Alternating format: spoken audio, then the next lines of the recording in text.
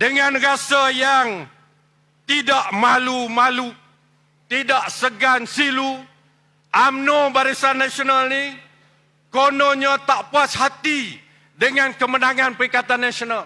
Mereka memasukkan petisyen pilihan raya dalam 3 kerusi daripada 8 kerusi di Terengganu ini. Mula-mula dia masuk di kawasan Parlimen Marang.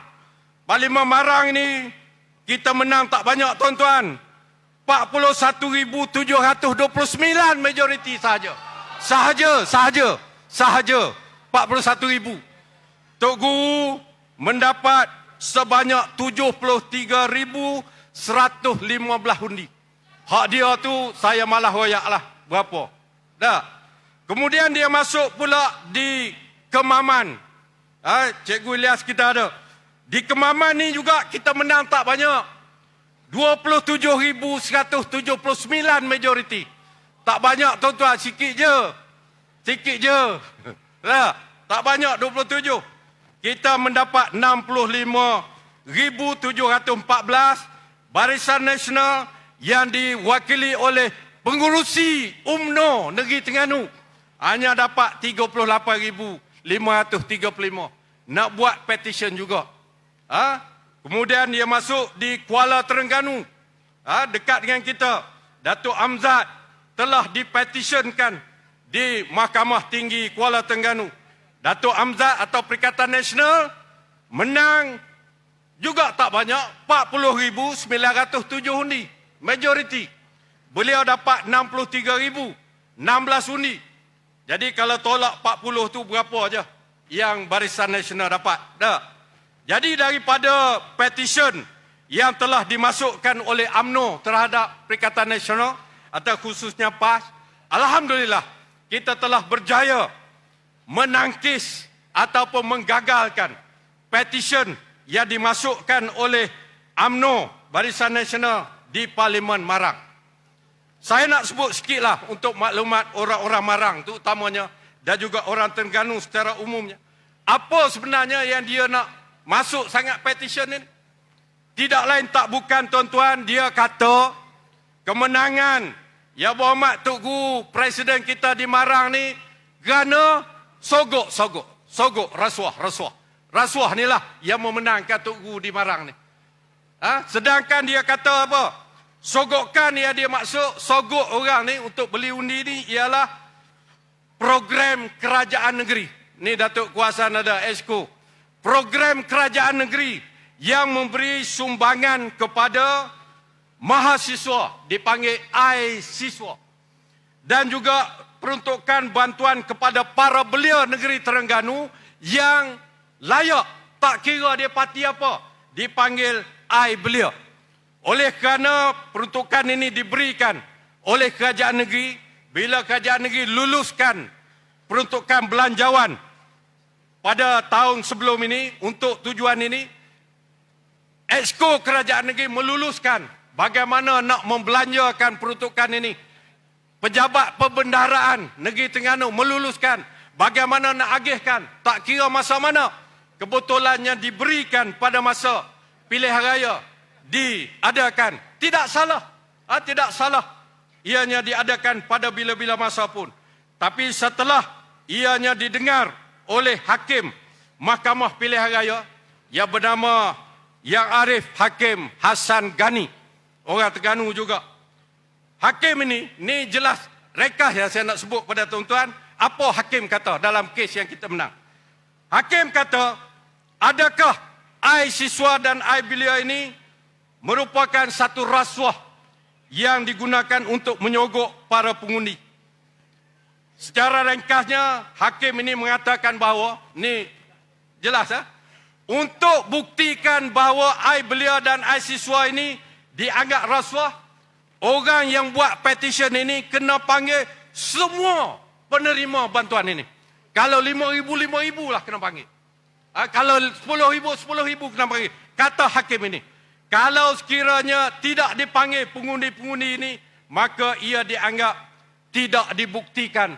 Tak ada buktikan duit itu mempengaruhi pengundi-pengundi menyokong calon kita di Marang. Kemudian hakim ini kata, saya nak beritahu yang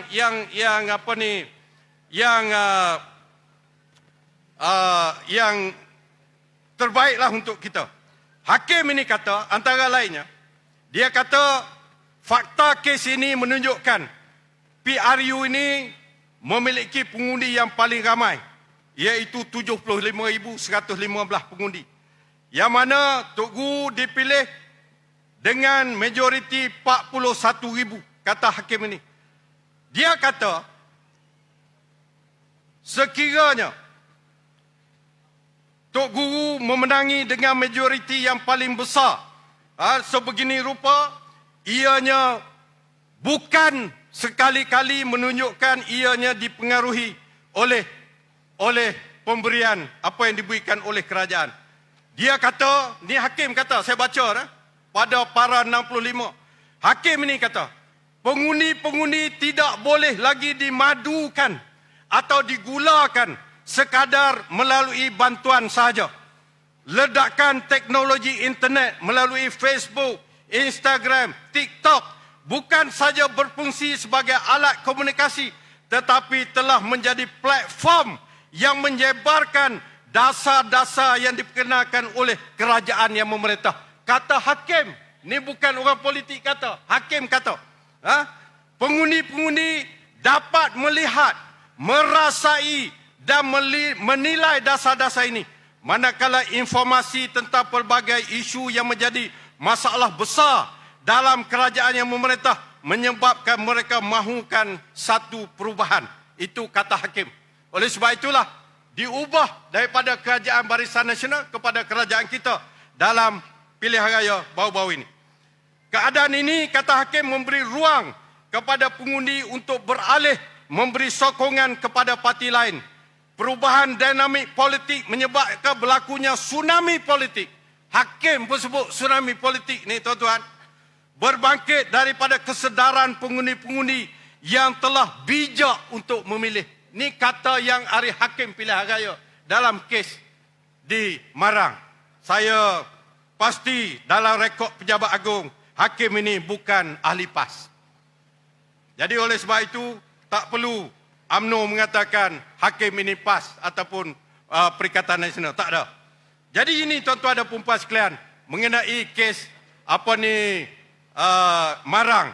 Saya diberi notis beberapa minit saja, tak boleh habis.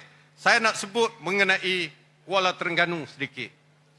Bagi Kuala Terengganu, sebagaimana kita maklum, kita telah mengadakan perbicaraan petition kes Kuala Terengganu lebih daripada sebulan.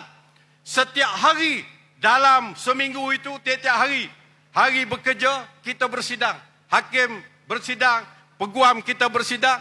Dan saya nak beritahu, pempetition dalam kes Kuala Terengganu ini, iaitu calon Barisan Nasional, Zubembo, adalah merupakan orang yang tidak pernah ponteng dalam setiap hari perbicaraan. Sampai menjadi olok-olok. Dalam kes Kuala Terengganu, dua orang yang tak pernah ponteng mahkamah, hakim dan Zubir. Alhamdulillah bagi dia. Dia telah menang dalam petition pilihan raya ini. Walaupun saya tidak boleh mengulas keputusan hakim, kerana sebagai peguam mungkin saya dianggap menghina mahkamah. Tetapi daripada laporan hakim ini kepada SPR, apabila dia membatalkan keputusan Parlimen Kuala Terengganu, hakim ini kata, pemberian air belia dan air siswa yang diberikan semasa pilihan raya adalah dianggap meraih undi. Ini kata hakim dalam kes ini. Terdapat unsur-unsur rasuah. Namun begitu, ini kata hakim, ini dia kata dalam kenyataannya.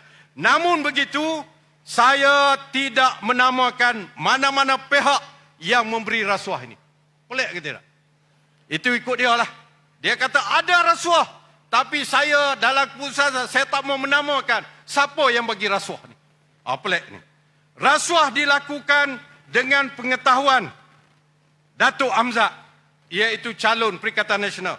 Oleh sebab itu, Mahkamah mengisytiharkan keputusan pilihan raya Kuala Terengganu 19 November 22 terbatal. Itu saja keputusan. Ini kalau dalam ajaran Islam dia panggil khilaf ulama je ada. Jadi khilaf hakim pilihan raya. Satu hakim kata tidak rasuah, tapi satu hakim yang lain kata rasuah, menyebabkan dia batalkan keputusan pilihan raya di Kuala Terengganu. Menyebabkan oleh kerana kita tak mau membazir masa.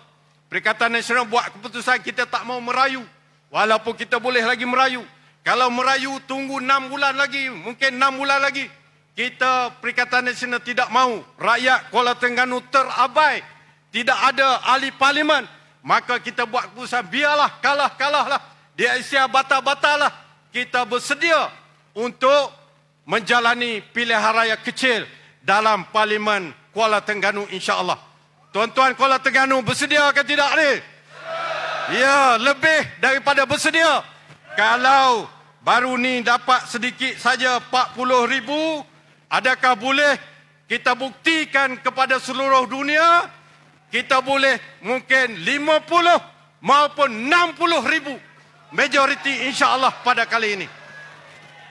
Yang kesiannya tuan-tuan di Kuala Terengganu ini, yang berlawan dengan Datuk Amzad adalah Datuk Zubir Mbung, Barisan Nasional. Daripada Pakatan Harapan, Raja Kamarul Bahrain. Apabila Mahkamah Pilihan Raya membatalkan keputusan Kuala Terengganu, diadakan pilihan raya kecil, siapakah yang sepatutnya paling gembira? Sudah tentulah Zubir Mbung. Tapi siapa sekarang ini yang akan menjadi calon Pakatan Harapan Barisan Nasional di Kuala Terengganu? Bukan Barisan Nasional, bukan PAN, tetapi PKR, Badan Muka. Ya. Gitulah. Dia ni tak pernah penting mahkamah. Dia dan hakim saja tak pernah penting mahkamah. Tiba-tiba bila menang, orang lain boleh jadi calon. Kalau tak kata pada muka, apa lagi? Dah. Kita duduk tunggu seorang lagi di Kemaman ni. Di Kemaman ni kita tengok nonye pula lepas ni dah. Jadi itulah perkara. Apapun tuan-tuan dan puan-puan sekalian, bagi meringkaskan ucapan saya pada malam ini, saya bagi pihak sebagai Setiausaha Agung PAS dan juga bagi pihak Perikatan Nasional, apa yang kita mahu ialah kita, terutamanya jentera pilihan raya kita, perlu menggerakkan jentera kita ke tahap paling maksimum. Bukan lagi mulakan gerakan, mempergiatkan gerakan kita ke tahap paling maksimum dalam tempoh 14 campur beberapa hari saja lagi. Lepas penambaan calon, kita ada 14 hari untuk kita berkempen. Campur beberapa hari sebelum itu. Itulah masa yang kita ada. Kita mengharapkan tuan-tuan dan perempuan di negeri Terengganu mengulangi sejarah bulan 11 baru-baru ini. Bagi kosong kepada PH dan juga BN, insya-Allah tidak mustahil dengan izin Allah Subhanahu Wa Taala kita akan melakar sejarah 32-0 kepada PHBN ini insya-Allah. Jadi tuan-tuan dan puan-puan yang ada hormati sekalian, bukan loceng, ada telefon berbunyi. Apa ni? Itulah harapan kita supaya kita dapat menjalani pilihan raya umum 6 negeri ini sebagai satu referendum, sebagai satu pungutan suara rakyat kerana seluruh dunia, termasuk para wartawan. Tadi saya jumpa wartawan daripada Singapura juga membuat liputan pada malam ini untuk melihat bagaimana pandangan dan pendirian rakyat Malaysia di 6 negeri ini terhadap politik negara. Kalau sekiranya kita boleh menunjukkan sokongan sekali lagi kepada Perikatan Nasional, insya-Allah yang akan menjadi perubahan selepas itu, insya-Allah dengan izin Allah adalah kerajaan di peringkat Putrajaya, insya-Allah. Mudah-mudahan program kita mendapat keberkatan dan keredaan dan kita mendapat pertolongan daripada Allah Subhanahu Wa Taala. In tansurullah yansurukum wa yusabbit aqdamakum. Wabillahi taufiq wal hidayah. Wassalamualaikum warahmatullahi wabarakatuh. Takbir.